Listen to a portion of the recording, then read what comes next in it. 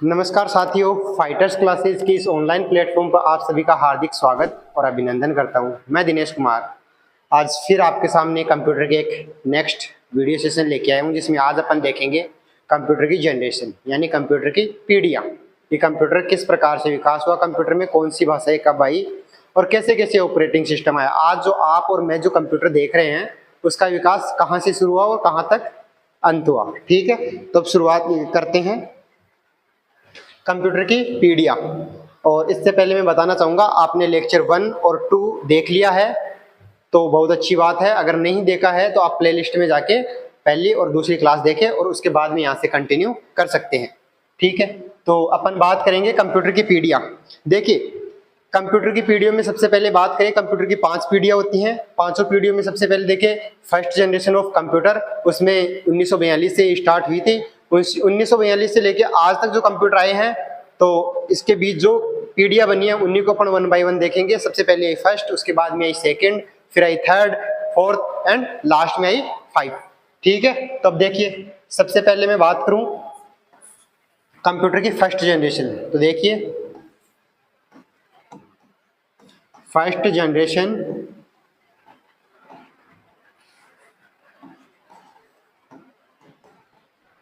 Of computer.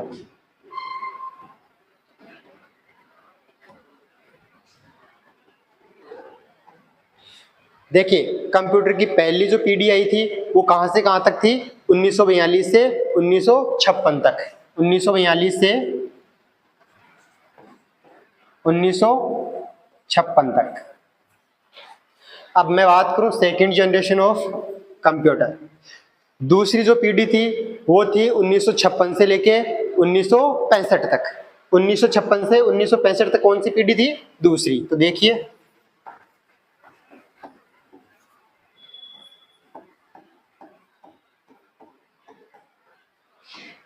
Second generation of computer, ये थी 1956 से 1965 तक।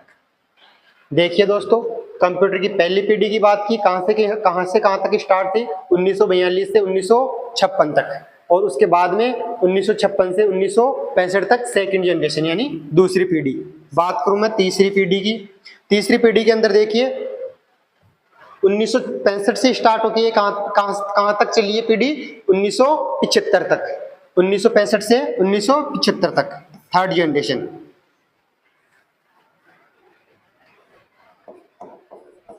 थर्ड जनरेशन ऑफ कंप्यूटर 1965 से 1975 तक। 1965 से 1975। तीसरी पीढ़ी 1965 से 1975 तक चली। उसके बाद में चली चौथी पीढ़ी, फोर्थ जनरेशन ऑफ कंप्यूटर। चौथी पीढ़ी की मैं बात करूं,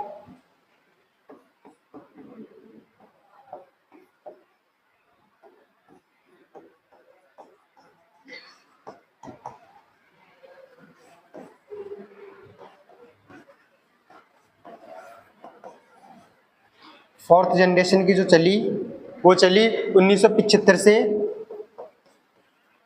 1989, यानी 1989 तक जो पीढ़ी रही कंटिन्यूअस, वो रही चौथी पीढ़ी के कंप्यूटर जो थे वो यहां तक रहे। उसके बाद में मैं बात करूं जो अब वाली पीढ़ी चल रही है, जो लास्ट की मैं बात करूं, वो पीढ़ी अपन जो यूज कर रहे हैं डिवाइस, वो इसी पीढ़ी के अंदर आते हैं। 1989 से लेके आज तक जो डिवाइस आए हैं कंप्यूटर के अंदर, वो किस में आते हैं? 5वीं पीढ़ी में। देखिए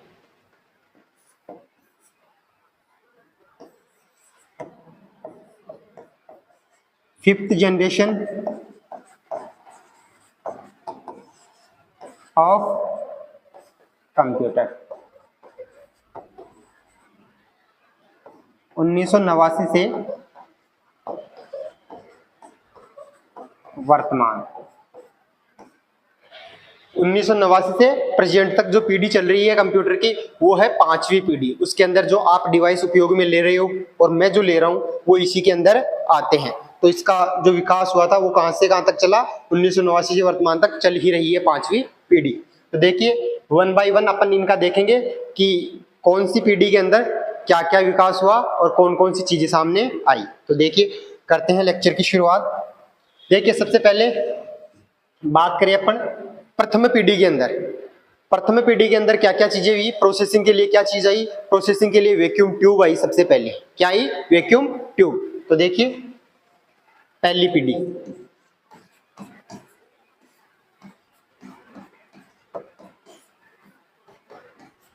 जो कंप्यूटर की पहली पीढ़ी थी उसके अंदर क्या चीजें आई। सबसे पहले प्रोसेसिंग के लिए मैं बात करूं तो प्रोसेसिंग के लिए इसमें क्या आया, वैक्यूम ट्यूब।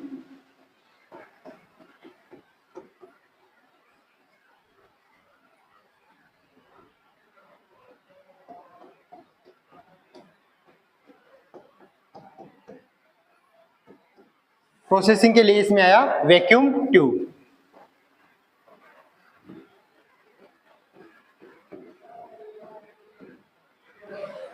वैक्यूम ट्यूब आई, वो प्रोसेसिंग के लिए काम में आई। फर्स्ट जनरेशन के जो कंप्यूटर थे उसमें वैक्यूम ट्यूब आई। उसके बाद में मैं बात करूं कि इनपुट देने के लिए क्या चीज काम में आई फर्स्ट जनरेशन में। इनपुट के लिए जो चीज काम में ली गई वो है पंच कार्ड। क्या, पंच कार्ड।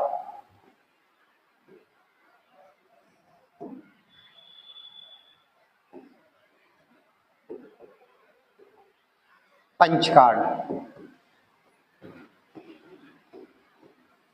पंच कार्ड है वो उपयोग में लिया इनपुट के लिए। और मैं बात करूं कि स्टोरेज के लिए,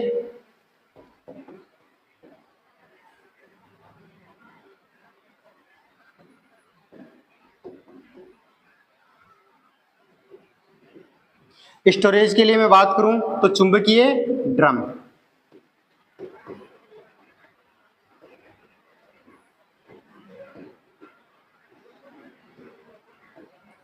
स्टोरेज के लिए चुंबकीय ड्रम का उपयोग लिया गया और वैक्यूम ट्यूब का लिया गया प्रोसेसिंग के लिए। डाटा प्रोसेसिंग के लिए उपयोग लिया गया वैक्यूम ट्यूब। उसके बाद में इनपुट के लिए गया पंच कार्ड का उपयोग किया गया। इसके बाद में बात करूं चुंबकीय ड्रम, जिसका उपयोग किया गया स्टोरेज यानी भंडारण के लिए।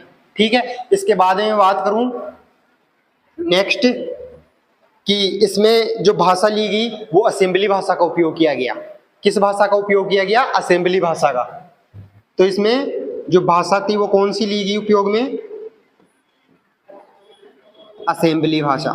यहां से क्वेश्चन बनते हैं कि प्रथम पीढ़ी में कौन सी भाषा का उपयोग लिया गया, द्वितीय में कौन सी लिया गया, तीसरी में कौन सा था। तो इसमें कौन सी भाषा का उपयोग लिया गया, असेंबली भाषा का उपयोग लिया गया। इसके बाद में बात करूं अगली कि देखिए पहली जो पीढ़ी थी उसमें कंप्यूटर का आकार इतना बड़ा होता था कि एक कमरे का आकार बन जाए। एक कमरे का आकार बन जाए, एक कमरे के आकार के ये कंप्यूटर होते थे और ये काफी महंगे भी पड़ते थे। और इनको रखने के लिए, रख रखाव के लिए काफी जगह चाहिए थी। और कूलिंग के लिए यानी इनको ठंडा बनाए रखने के लिए भी एक शीतलन यानी एक प्रिजर्व यानी इनको प्रिजर्व रखा जाता। बाहरी इनका माहौल चारों तरफ का होता था, उसको ठंडा यानी ठंडा रखा जाता जिससे कि उसका टेम्परेचर क्या है, आगे ज्यादा नहीं बढ़े, जरूरत से ज्यादा नहीं बढ़े। ठीक है, तो देखिए ये आकार में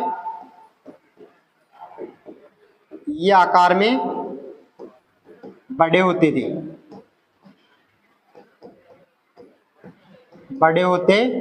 थे। और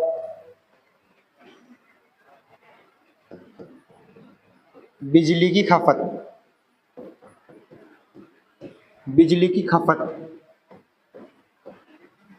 ज्यादा होती थी। अब यही इनकी क्या है, एक कमी भी है कि नेक्स्ट जो विकास होता है ना, कोई भी चीज में अपन बात करें कि इंप्रूवमेंट होता है तो इंप्रूवमेंट धीरे धीरे एक एक चीजों में होता है। जैसे मान लो कि यहाँ प्रोसेसिंग के लिए वैक्यूम ट्यूब हो गया तो आगे वैक्यूम ट्यूब का उपयोग नहीं होगा। रीजन वही है सिंपल सा कि प्रोसेसिंग में ये या तो स्लो है या हीटिंग प्रभाव ज्यादा है, इसका टेम्परेचर यानी उष्मा का उत्सर्जन ज्यादा करता है। उसके बाद में बात करूं इनपुट, पंच कार्ड थोड़ा जटिल है तो उसके लिए आसान भाषा लिया गया उपयोग में, धीरे धीरे आया फिर दूसरी चीज। उसी के तरीके से मैं बात करूं स्टोरेज, ये चुंबकीय ड्रम है, ये शायद स्लो काम करता होगा स्टोरेज के लिए, इसीलिए नेक्स्ट चीज आई। उसी प्रकार में बात करूं कि शायद आकार में, तो आकार में बिल्कुल ये बड़े थे, आकार में रख रखाव में महंगे पड़ते थे, इसीलिए नेक्स्ट वाली चीज आई सामने। ठीक है, सेकंड जनरेशन के कंप्यूटर आए और असेंबली भाषा जो भाषा थी ये इतनी विकसित भाषा नहीं थी। तो उसी के आगे अपन अगेंस्ट पढ़ते हैं कौन सी भाषा, नेक्स्ट पीढ़ी है उसमें पढ़ेंगे नेक्स्ट जो कौन कौन सी भाषा का विकास हुआ और कौन कौन सी चीजें आई प्रोसेसिंग के लिए। देखिए दूसरी पीढ़ी,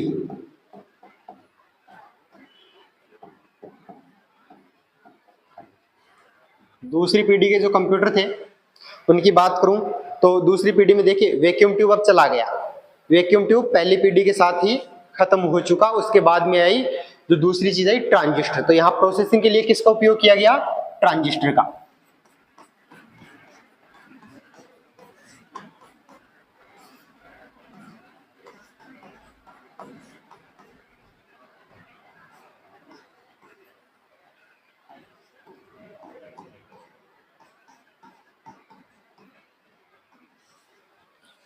ट्रांजिस्टर का है उपयोग लिया गया। और ट्रांजिस्टर का विकास कब हुआ था?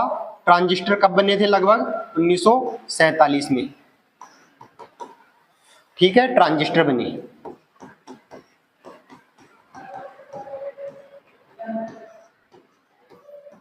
यहां से भी क्वेश्चन बन सकता है ट्रांजिस्टर कब क्या बने, कब विकास में इनका विकसित हुए।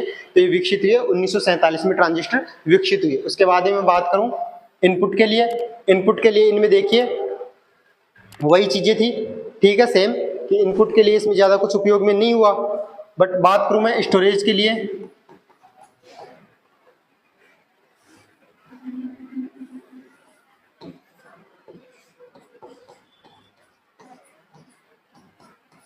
स्टोरेज के लिए चुंबकीय कोर का उपयोग किया गया। अभी पहले चुंबकीय ड्रम का उपयोग किया गया, अभी चुंबकीय कोर का उपयोग किया गया। चुंबकीय कोर का उपयोग किया गया। तो दोनों ही चीजों में क्या हुआ? नेक्स्ट पीढ़ी में यानी दूसरी पीढ़ी में पहली पीढ़ी से ज्यादा विकास हुआ। ये जो काफी है महंगे भी नहीं होते थे ट्रांजिस्टर। वैक्यूम ट्यूब की, वैक्यूम ट्यूब का रखरखाव महंगा था और उसकी जो कार्य प्रणाली थी उसमें भी काफी जटिल था वो। और ये क्या है, आसान हो गया और सस्ता भी हो गया।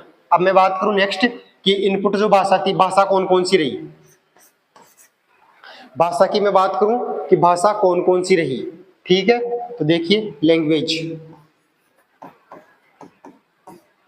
अब देखिए जो दूसरी पीढ़ी थी कंप्यूटर की उसमें भाषाओं का विकास हुआ। भाषाओं का विकास हुआ और कौन कौन सी भाषाएं आई? सबसे पहले फोर्ट्रान,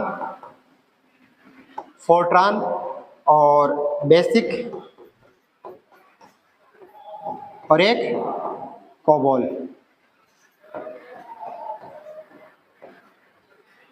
ये तीन भाषाएं हैं वो सेकंड जनरेशन है ना उसमें आई।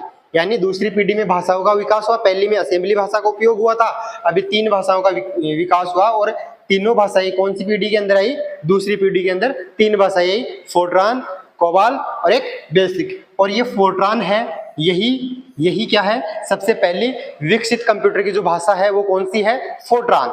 यहां से एक क्वेश्चन बन सकता है आपका कि सबसे जो पहली विकसित भाषा है कंप्यूटर की वो कौन सी है, कौन सी है? तो उसमें आप क्या लिखेंगे? फोर्ट्रान। क्या लिखेंगे? फोर्ट्रान। तो देखिए नेक्स्ट चीज, अब देखिए इनमें सब कुछ अपन ने देख लिया। अब देखेंगे कि एग्जांपल्स, वो चीज जो बने, कौन कौन से कंप्यूटर इसमें बने। तो इसमें बना एक तो होनीवेल,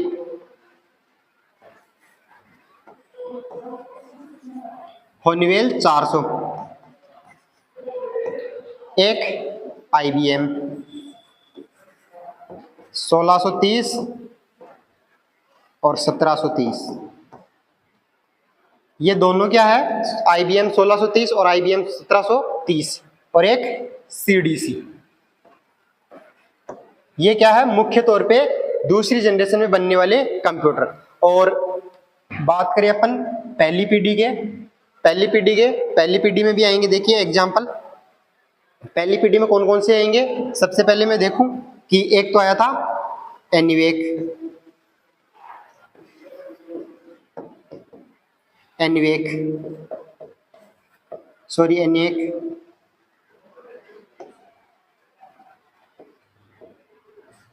इसके बाद में देखूं यूनिवेक,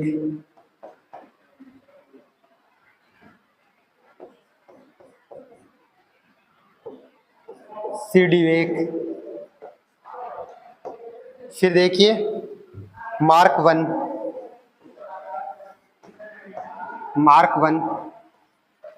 और मार्क 2। मार्क 1 और मार्क 2 इसी में आए, और इसके बाद में लास्ट में आया IBM। ठीक है, ये मुख्य तौर पे पहली पीढ़ी में जो आए हैं कंप्यूटर वही है। और सेकंड जनरेशन अपन ने देखी, प्रोसेसिंग के लिए ट्रांजिस्टर का उपयोग हुआ, स्टोरेज के लिए चुंबकीय कोर का, और बेसिक भाषाएं जो आई, जिन भाषाओं का विकास हुआ दूसरी पीढ़ी में वो है फोर्ट्रान, बेसिक और कोबोल। उसके बाद में बात करूं कि एग्जांपल हॉनीवेल 400, IBM 1630 और 1730 और CDC, ये कौन सी कंप्यूटर हैं? दूसरी पीढ़ी के कंप्यूटर। अब बात करें अपन तीसरी पीढ़ी की, थर्ड जनरेशन ऑफ कंप्यूटर। देखिए तीसरी पीढ़ी में क्या हुआ।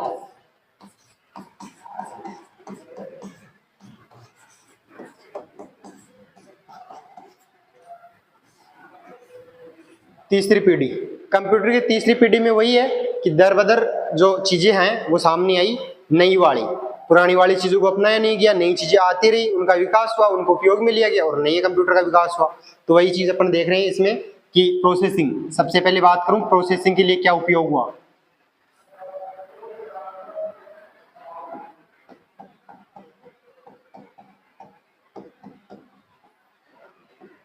प्रोसेसिंग के लिए क्या उपयोग हुआ इसमें? प्रोसेसिंग के लिए उपयोग देखिए, पहली पीढ़ी में बात करूं कि वैक्यूम ट्यूब आई, दूसरी में आया ट्रांजिस्टर, अब आ गई आईसी। आईसी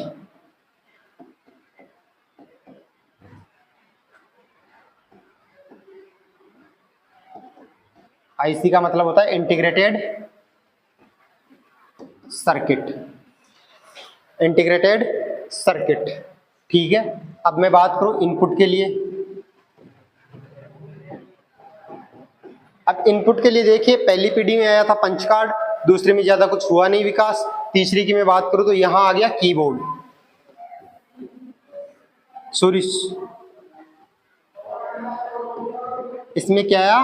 कीबोर्ड और माउस।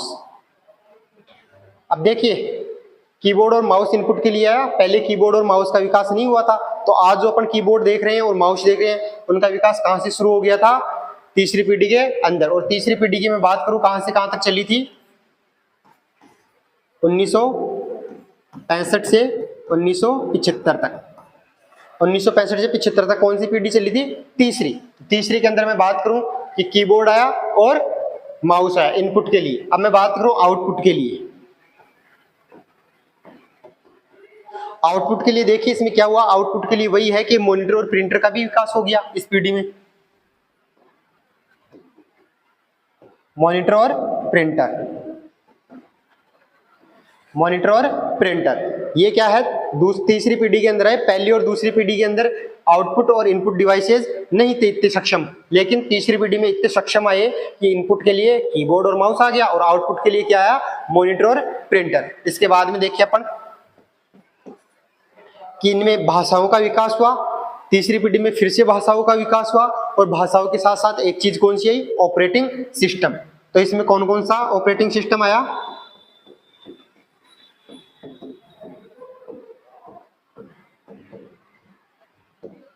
ऑपरेटिंग सिस्टम आया इसमें। देखिए एक तो आया टाइम शेयरिंग,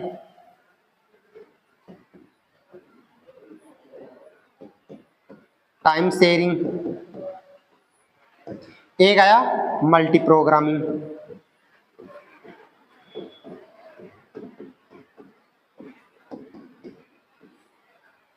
मल्टी प्रोग्रामिंग और टाइम शेयरिंग जो है ऑपरेटिंग सिस्टम है, इनका विकास भी कौन सी पीढ़ी में हुआ? तीसरी पीढ़ी में। तो ये कंप्यूटर पहली और दूसरी पीढ़ी से काफी सक्षम हो गए, जिनमें इनपुट के लिए चीजें आई, आउटपुट के लिए। और सबसे बड़ी बात, आईसी का विकास कहां से शुरू हो गया था? तीसरी पीढ़ी से आईसी चलन में आने लग गई। इसके बाद में बात करूं इसके जो एग्जाम्पल है उनकी, तो इसमें आया एक तो सीडीसी 6600, सीडीसी 6600 इसी में आया। IBM 360 और 370, ये भी कौन सी पीढ़ी में आए? इसी पीढ़ी में। ठीक है, इनके अलावा मैं बात करूं अब फोर्थ पीढ़ी की, चौथी पीढ़ी की। तीसरी पीढ़ी हो गई अपनी, चौथी पीढ़ी देखिए।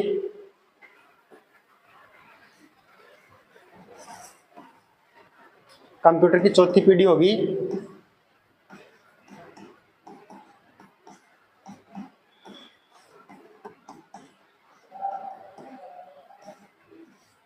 ये कहाँ से कहाँ तक चली?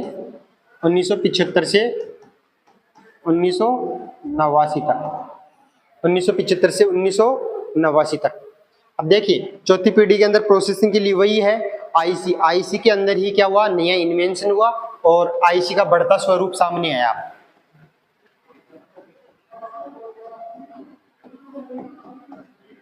प्रोसेसिंग के लिए क्या हुआ?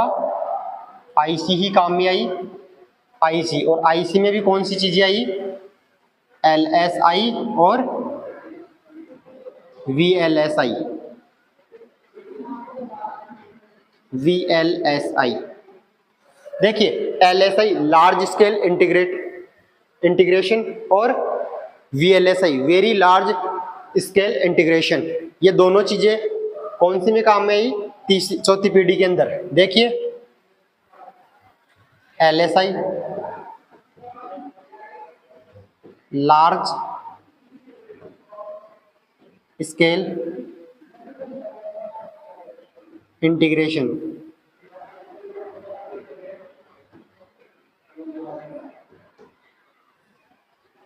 फिर मैं बात करूं VLSI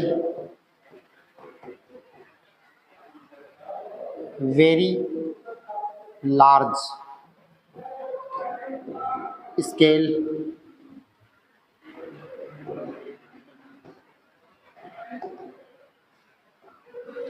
very large scale integration, ये दोनों चीजें प्रोसेसिंग के लिए काम में आई। कौन सी पीढ़ी में? चौथी पीढ़ी में कंप्यूटर की।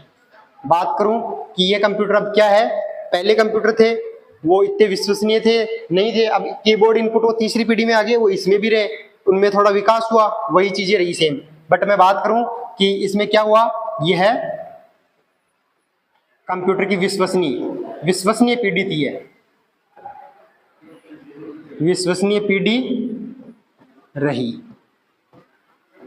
कंप्यूटर की जो चौथी पीढ़ी है वो पहले वाली तीनों जो कंप्यूटर की पीढ़ियां हैं उनमें से सबसे विश्वसनीय जो पीढ़ी रही वो चौथी पीढ़ी रही। अब कंप्यूटर पर विश्वास होने लग गया, धीरे धीरे जो चीजें हैं वो विकास में आई और उनका विकास हुआ।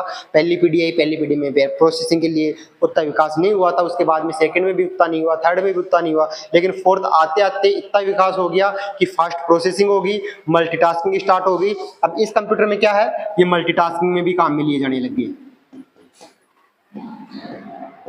यह है मल्टीटास्किंग।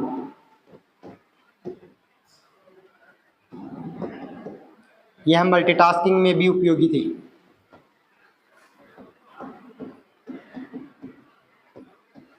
मल्टीटास्किंग के लिए काफी उपयोगी होने लगे, यानी एक से अधिक यूजर इन पे काम कर सकता है और एक से अधिक के साथ में कि समानांतर एक से अधिक यूजर उपयोगकर्ता काम कर सकता है। साथ ही मैं बात करूं कि एक से अधिक कार्य एक साथ कर सकते हैं। मल्टीटास्किंग का मतलब यही होता है एक से अधिक कार्य एक ही डेस्कटॉप स्क्रीन पे किया जा सके। इसके बाद में बात करूं,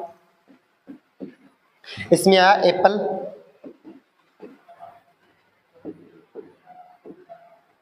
एप्पल 11, ठीक है, और एक आया TRS 80।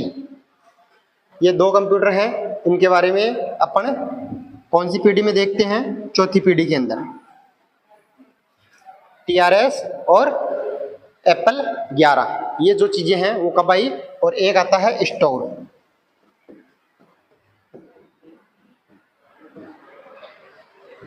ये चौथी कंप्यूटर के कुछ एग्जांपल्स हैं, ठीक है।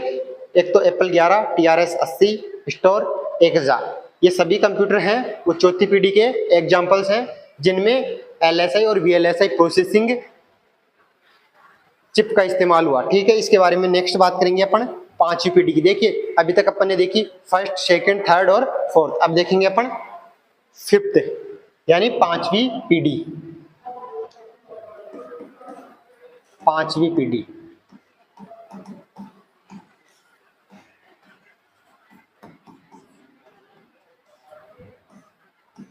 अब पांचवी पीढ़ी है उसके बारे में पहले भी अपन ने देखा था कि ये कहां से कहां तक हुई, 1989 तक, 1989 से प्रेजेंट तक,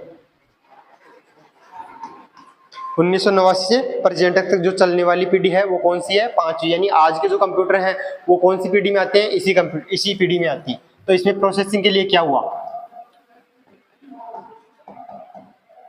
प्रोसेसिंग के लिए इसमें क्या आया, इसमें आई ULSI यानी ultra large scale integration,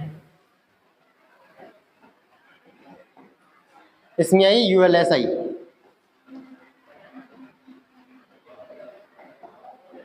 ultra large scale integration.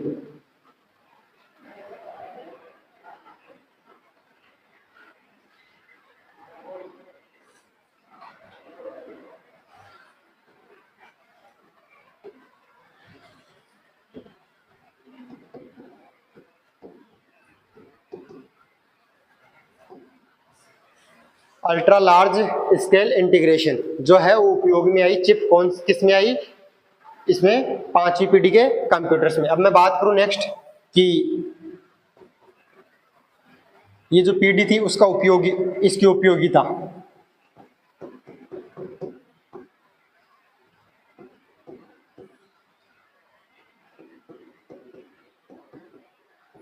सामान्य उपयोग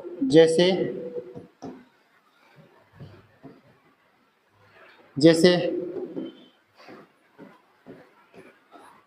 नेटवर्क ब्राउज,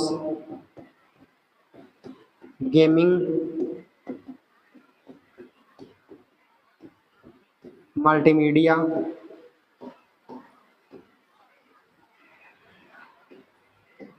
क्षेत्रों में भी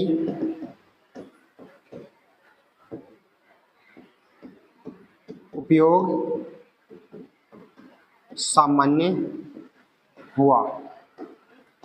इस पीढ़ी के जो कंप्यूटर हैं वो नेटवर्क ब्राउजिंग, गेमिंग और मल्टीमीडिया, और इसमें विभिन्न प्रकार के नेटवर्कों का भी क्या हुआ, विकास हुआ। इस पीढ़ी में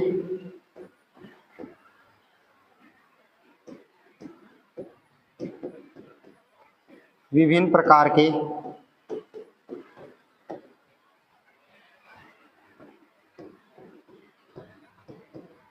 नेटवर्कों का विकास हुआ।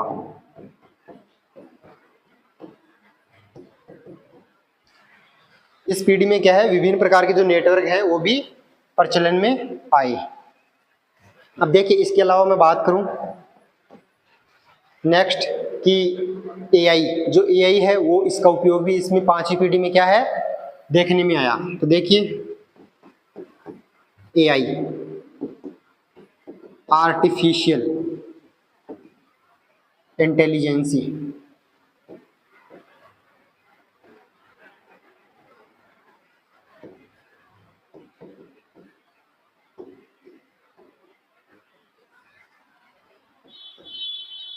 आर्टिफिशियल इंटेलिजेंसी AI का उपयोग हुआ, जिससे क्या हुआ, जो छवि है और प्राकृतिक जो भाषा है उनको समझने में भी क्या हुआ, आसानी हो गई। यानी 5वीं पीढ़ी में क्या है, जो प्राकृतिक भाषाएं हैं उनको समझने में, साथ ही जो छवि है उनसे इनपुट देके आउटपुट लेने में, पहले क्या था टेक्स्ट से इनपुट देते थे और उतना वो प्रोसेस नहीं हो पाती थी, और चीजें AI से इतना तगड़ा आउटपुट आता है कि अपन स्वयं उपयोगकर्ता कार्य करके जितने अच्छे परिणाम प्राप्त नहीं कर पाता, उससे भी अच्छे परिणाम अपने को AI प्रोसेस करके दे सकता है। यानी कंप्यूटर इतना विकास पहले नहीं हुआ था कि वो अपने को अपन से उम्मीद से ज्यादा क्या है वो रिजल्ट, अच्छे रिजल्ट दे सके। बट जो 5वीं पीढ़ी है उसमें AI के उपयोग से क्या है, अपनी उम्मीद से भी क्या है बेटर रिजल्ट अपने पास प्राप्त होने लग गए। तो देखिए इसके जो एग्जाम्पल है वो कौन से हैं जो हमारे द्वारा उपयोग लिए जा रहे हैं, आपके द्वारा उपयोग लिया जा रहा होगा वीडियो देखने के लिए, मोबाइल फोन या फिर कंप्यूटर स्क्रीन, ठीक है, लैपटॉप वगैरह। तो अब मैं बात करूं सबसे पहले इसके एग्जांपल, फोन कौन सा, स्मार्टफोन, लैपटॉप, इसके बाद में मैकबुक, बात करूं लैपटॉप, क्रोमबुक,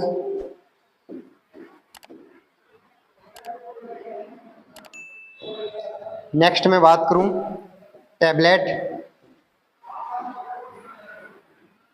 टैबलेट्स, इत्यादि। ये क्या है, पांचवी पीढ़ी में छोटे यानी मिनी और माइक्रो का भी विकास किसमें हुआ, लगभग पांचवी पीढ़ी में। मिनी और माइक्रो कंप्यूटर का विकास भी किसमें हुआ, पांचवी पीढ़ी में। अब आप कंफ्यूज हो रहे हैं मिनी और माइक्रो, तो नेक्स्ट चीज अपन यही देखेंगे कि कंप्यूटर के प्रकार, टाइप्स ऑफ कंप्यूटर। तो उसमें देखेंगे अपन कि कार्य के आधार पे और आकार के आधार पे, यानी अनुप्रयोग के आधार पे और जो है आकार, उसके आधार पे कंप्यूटर के प्रकार। तो देखिए ये अपना लगभग पीडी का चैप्टर कंप्लीट हो चुका है। इसमें सबसे पहले अपन ने देखा जो पीडी थी, देखिए सबसे पहले अपन ने देखा फर्स्ट पीडी। फर्स्ट पीडी में देख ली, first PD generation of, first generation of computer 1942 से चालू हुई है, 1942 से चालू हुई और 1956 तक चली। उसके बाद में अपन ने बात की सेकंड जनरेशन की, जो कहां से कहां तक चली, 1956 से 1965। और उसके बाद में मैं बताऊं थर्ड जनरेशन ऑफ कंप्यूटर, इसकी मैं बात करूं तो ये 1965 से 1975। उसके बाद में जनरेशन ऑफ कंप्यूटर यानी फोर्थ जनरेशन जो चली वो चली 1975 से 1989। उसके बाद में 1989 से प्रेजेंट यानी वर्तमान तक जो चल रही है वो पीढ़ी कौन सी है, पांचवी पीढ़ी।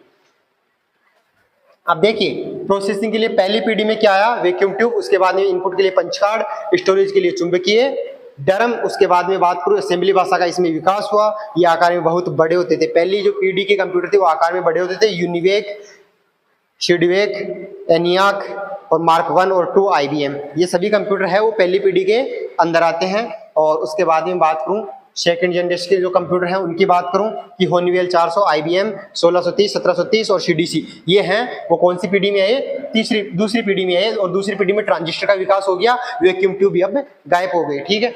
और उसके बाद में बात करूं स्टोरेज के लिए चुंबकीय कोर का इस्तेमाल हुआ और इसमें फोर्ट्रॉन, कोबाल और बेसिक भाषाएं 3 आई, ठीक है। और फोर्ट्रॉन क्या है, सबसे पहली जो विकसित भाषा है वो है।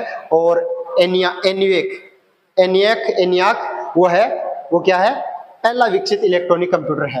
अब मैं बात करूं तीसरी पीढ़ी की, प्रोसेसिंग के लिए आईसी इंटीग्रेटेड सर्किट का उपयोग हुआ। इनपुट के लिए हुआ कीबोर्ड और माउस। उसके बाद में बात करो आउटपुट के लिए क्या उपयोग में आया, आउटपुट के लिए मॉनिटर एंड प्रिंटर। उसके बाद में बात करो ऑपरेटिंग सिस्टम के लिए टाइम शेयरिंग और मल्टीटास्किंग के लिए क्या आया, ऑपरेटिंग सिस्टम आ गया तीसरी पीढ़ी में। तीसरी पीढ़ी में दो चीजों का महत्वपूर्ण विकास हुआ, एक तो आईसी प्रोसेसिंग के लिए जो काफी किफायती साबित हुई और जो डेटा को प्रोसेस करने में काफी स्पीड भी इसकी हाई रहने लगी, जो वैक्यूम ट्यूब और ट्रांजिस्टर की जगह आईसी ने ले ली। उसके बाद में बात करो इनपुट के लिए कीबोर्ड और माउस आ गया, जिन्होंने पंच कार्ड और उनकी जगह कीबोर्ड और माउस ने ले ली। और आउटपुट के लिए प्रिंटर और मॉनिटर आ गए, जिनको मॉनिटर के अंदर अपन विजुअल देख सकते हैं और प्रिंटर के माध्यम से हार्ड कॉपी के माध्यम से अपन विजुअल्स को देख सकते हैं। उसके बाद में बात करूं कि इसके एग्जांपल अपन ने देख लिए चौथी पीढ़ी।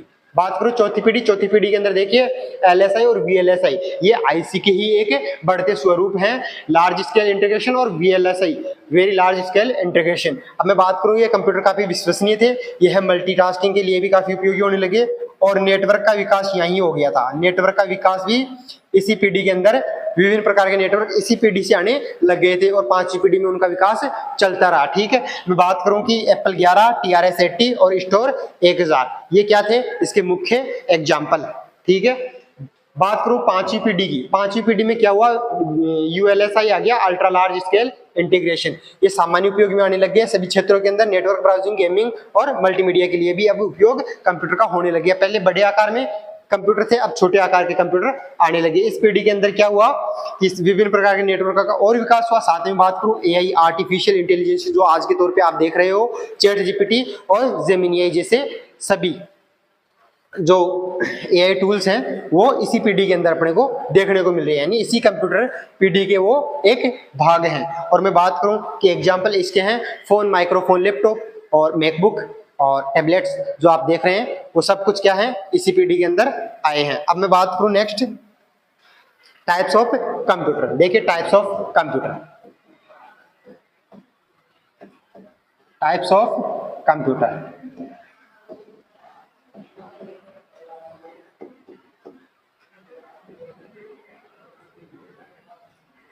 अब देखिए एक होता है आकार के आधार पर और दूसरा होता है कि एक अनुप्रयोग के आधार पे। तो दोनों के आधार पे अपन देख लेते हैं। आकार के आधार पर सबसे पहले आकार के आधार पर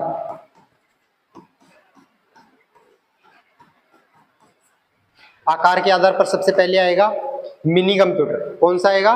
मिनी, सॉरी माइक्रो। सबसे पहले आएगा माइक्रो, माइक्रो कंप्यूटर। फिर आएगा दूसरा मिनी,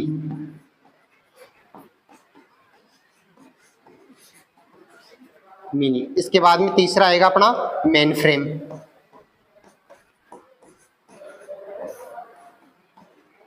मेन फ्रेम कंप्यूटर। इसके बाद में चौथा आएगा अपना, चौथी पीढ़ी, चौथा कंप्यूटर आएगा जो आएंगे अपने सुपर कंप्यूटर।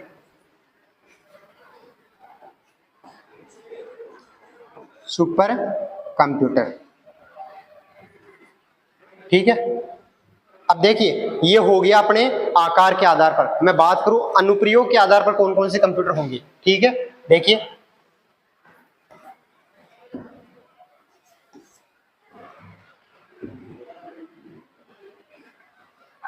अनुप्रयोग के आधार पर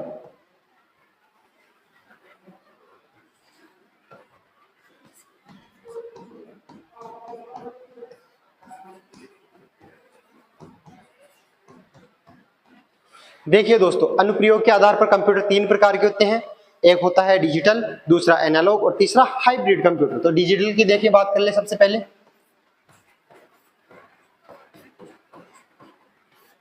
डिजिटल कंप्यूटर, दूसरा हो गया एनालॉग कंप्यूटर, तीसरा अपना हो गया हाइब्रिड।